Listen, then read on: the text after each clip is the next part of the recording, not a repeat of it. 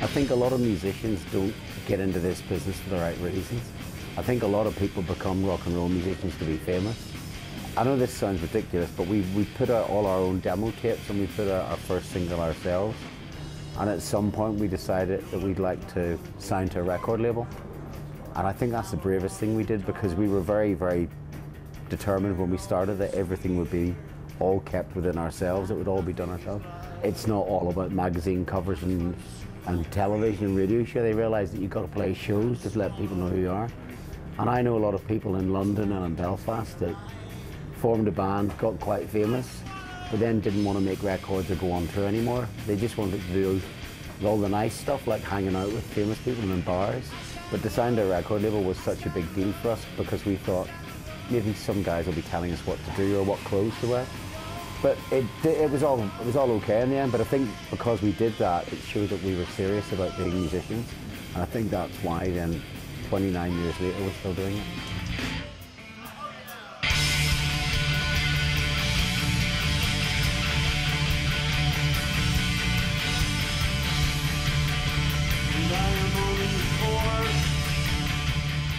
As you're in a band and you're doing things and you're quite focused on what you're doing, the brave thing, I mean, people looking in might say, oh, you're brave doing that, but from our end, we're just focused and we're not there worried, kind of going, well, we've got to be brave to do this, we just do what we do, you know, you're quite focused on. And I think it comes quite naturally, you know, I think we're all quite, we're creative people, so we like to kind of push things forward, you know, so it's not about maybe, and it works great for some bands, they find like a formula and they just repeat this formula because it's a proven formula and they know they're going to do things, and we kind of jump around a little bit within kind of our own little comfort zone, which is, you know, musically and artistically quite wide, and I think that can confuse people sometimes. And I think, as Andy said, you know, quite early on we kind of decided we would just do what we wanted to do type thing and not take or trying to keep all that outside interference away.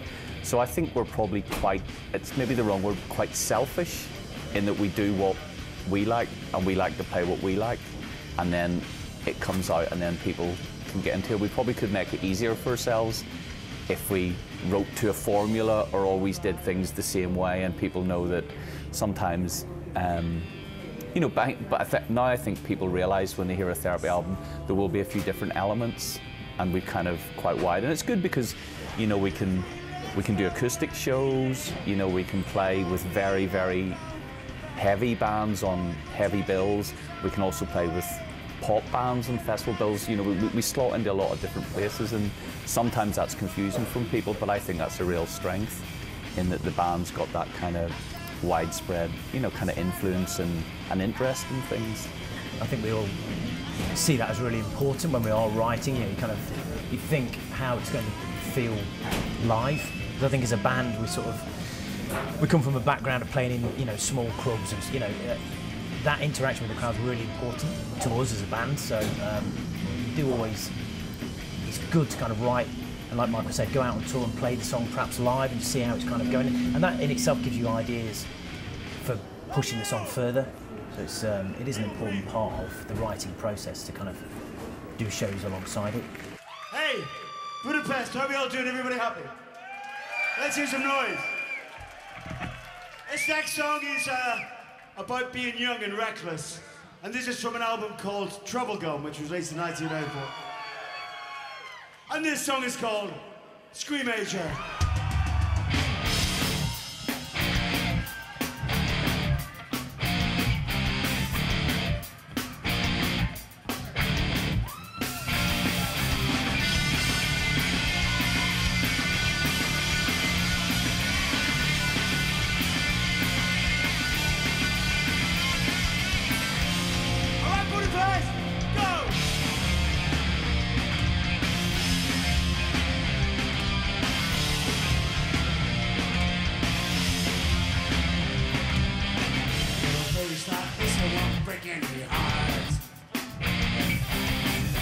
Thinking like that, I won't make any difference. Your turn, come on!